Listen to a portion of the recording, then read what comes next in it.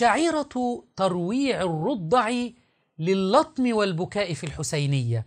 أثبتنا في حلقات عدة تشابه شعائر الشيعة بالشعائر الهندوسية والبوذية والنصرانية واليهودية وغيرهم، واليوم هذه الشعيرة لم نرها في أي ديانة أو أي وثن يفعلها إلا الشيعة رأيناها عندهم، وهي أن يأتوا بطفل رضيع يحاول إبكائه في الحسينية من أجل أن يبكون على بكائه.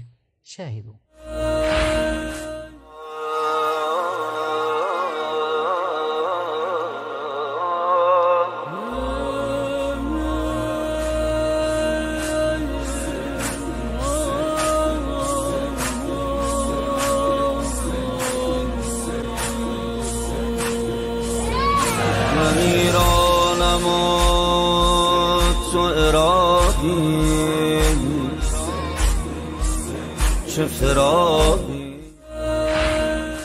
فاستخف قومه فأطاعوه.